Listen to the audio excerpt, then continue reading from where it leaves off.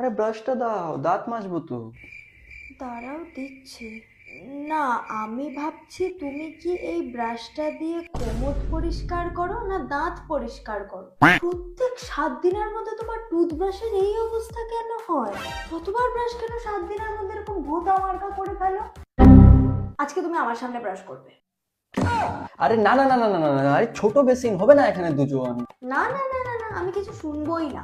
আমার সামনে তুমি করে দেখাও তো ব্রাশটা। ব্রাশ তো একটা পার্সোনাল জিনিস হয়, ওটা তো একা একা করে মানুষ, তোমার সামনে কি করে করবো বলো তো? না, আমি কিছু শুনবো না, আমার সামনে ব্রাশ করো।